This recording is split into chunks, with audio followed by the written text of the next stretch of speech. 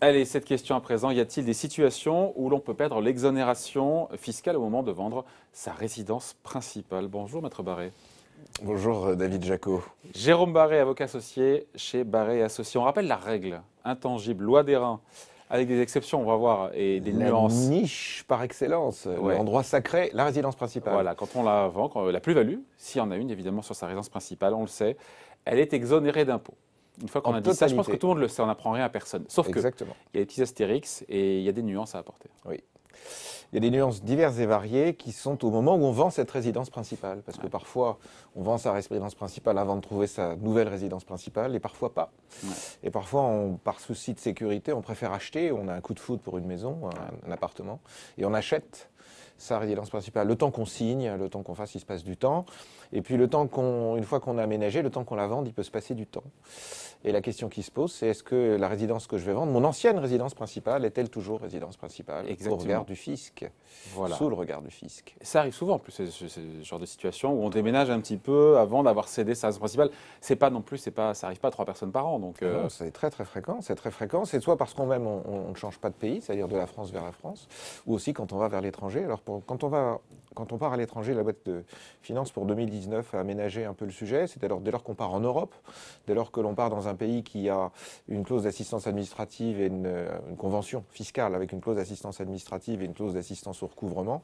À ce moment-là, on considère que entre la date de départ et le moment, il peut se passer, enfin, on a droit jusqu'au 31 décembre de l'année qui suit l'année du départ. Donc, si je partais en 2021, maintenant, eh bien jusqu'à la fin 2022.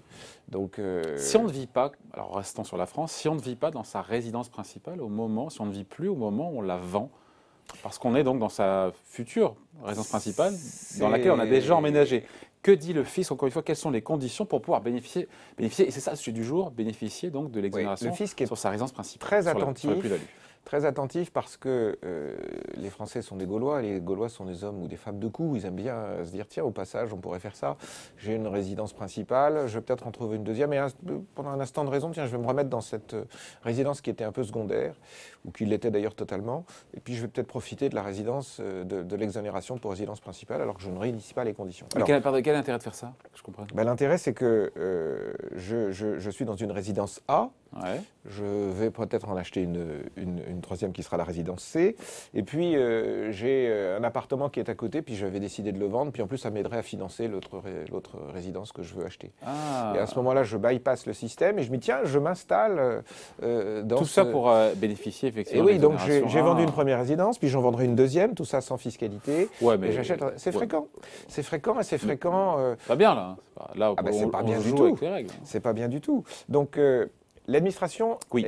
Enfin, du moins la jurisprudence, l'administration, et quand je dis l'administration, c'est l'administration dans ses analyses de contrôle également, donc où elle raisonne par faisceau d'indices, ou y compris dans sa prose, quand elle exprime la loi, quand elle décrit les pratiques qu'elle veut connaître, elle n'est pas mauvaise fille, parce que la jurisprudence a été assez sévère, et on a le cas de quelqu'un qui justement était dans ce cas de figure, qui a une maison, qui la vend, qui dit qu'il va la vendre, qui s'installe donc dans la numéro 2, vend la première, résidence principale, c'est indubitable. Il est dans la deuxième, il y reste 6-8 mois, il passe dans une troisième et il revend, résidence principale. Donc ça a été contesté par l'administration. Mais il l'a fait en série. Il l'a fait en série. Ah ouais. Il est resté sur cette période de 6 mois. L'administration s'est fait retoquer parce que le juge a dit, mais regardez, consommation d'électricité, il a bien déclaré qu'il s'installait dans sa résidence principale. Quand il a fait un achat... La jurisprudence a donné raison. Oui, oui, monsieur, parce qu'on a... Là, les critères sont relativement simples. Alors vous allez me dire, comment l'administration vérifie l'eau et l'électricité? Parce qu'elle vous le demande. Donc, montrez-moi vos factures d'eau et d'électricité. Vous n'avez pas d'obligation de lui fournir. Il n'empêche que si vous ne lui fournissez pas, c'est qu'il y a quelque chose que vous ne voulez pas montrer. Donc si vous fournissez vos factures d'électricité, vos consommables, l'administration le voit immédiatement. Oui, mais là on prend un cas qui est un peu spécifique, quelqu'un qui fait les choses normalement, effectivement, qui a eu un coup de cœur pour une autre résidence principale, qui vit déjà dedans, mais qui vend sa première résidence principale.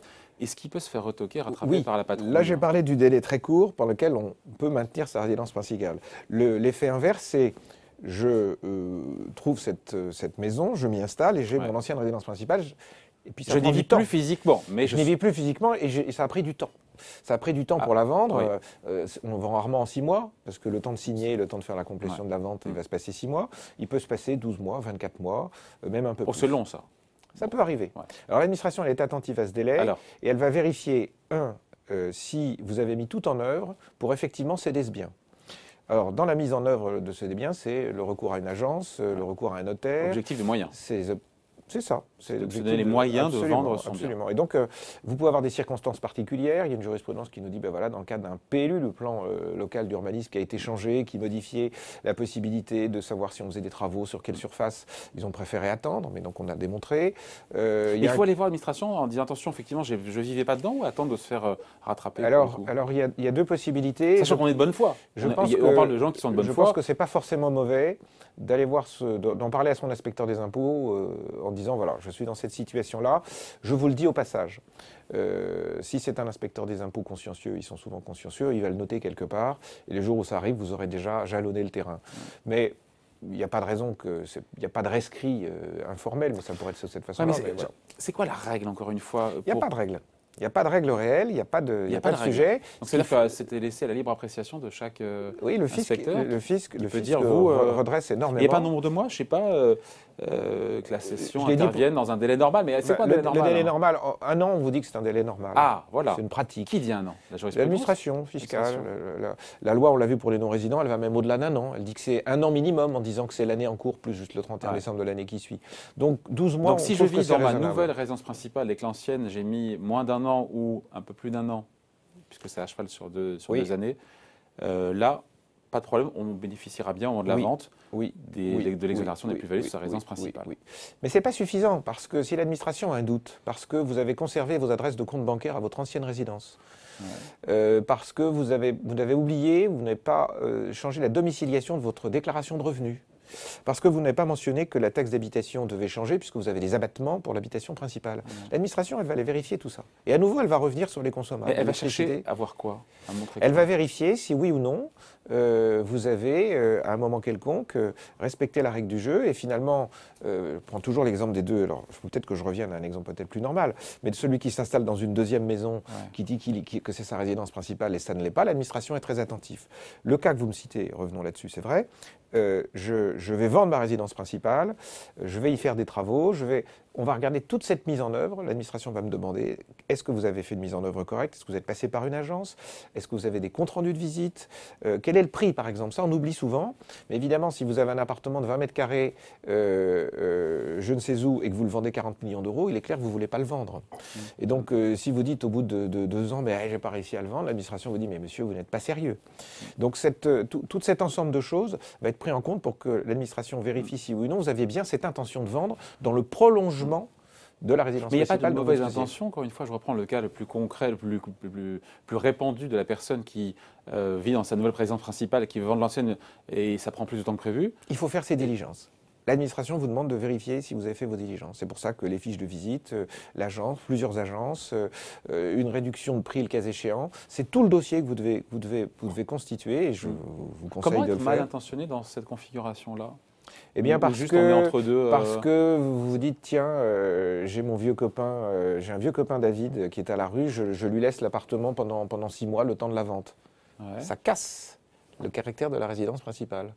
Même si c'est un prêt à titre gratuit. J'y mets un locataire pendant 3 mois. Ça casse la résidence principale. Donc l'administration, elle va être attentive au fait que vous n'avez pas déqualifié votre résidence principale. Et c'est ça qu'elle va rechercher. Et qu'en fait, vous vendez une résidence, vous vous êtes dit, je vais peut-être la garder, puis au bout de 2 ans, vous dites, non, je ne vais pas la garder. À ce moment-là, au moment... Mais si j'emménage dans ma nouvelle... Pardon, j'espère que les gens nous suivent. Hein, quand on emménage dans cette nouvelle résidence principale, il faut changer de domiciliation, parce que si on change de domiciliation, l'ancienne n'est plus la résidence principale. Oui, mais justement, il y a cette tolérance... en gros d'une année, en fonction des diligences que vous faites, qui vous permet de conserver à la résidence ex-principale son caractère de résidence principale. Donc ce qu'on retient, c'est que pour être sûr que tout se passe bien, dans cette configuration où il y a une espèce d'entre-deux, que faut-il retenir de tout ce qu'on a dit là? Ce qu'il faut retenir, c'est... Pour que tout se passe bien... accomplir ses diligences, déclarer qu'on veut que...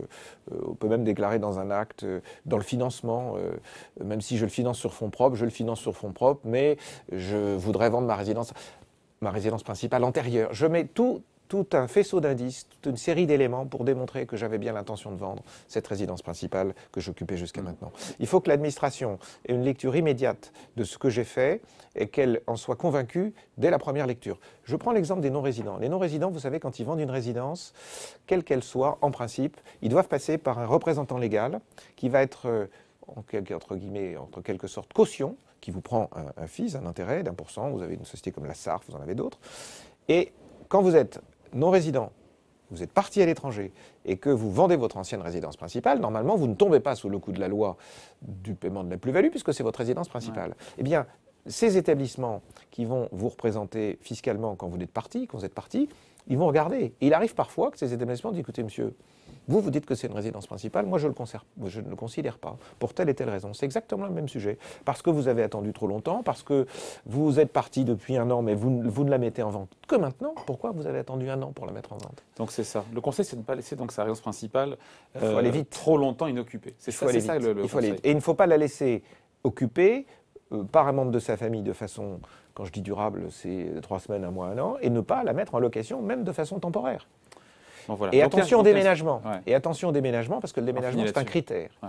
Donc le fait d'avoir un déménageur avec des factures de déménagement et des dates montre que vous avez voulu vider votre habitation. Et quand vous avez vidé votre habitation, c'est que vous aviez probablement l'intention de la vendre. Donc il y a un sujet en tout cas. Il y a un vrai sujet fréquent. Faire attention à ne pas perdre cette exonération sur les principales. Pas de négligence. Pas de négligence sur le sujet, l'administration vous rattrape. Voilà, merci. Explication signée Maître Jérôme Barré, avocat associé au cabinet Barré et Associés. Merci.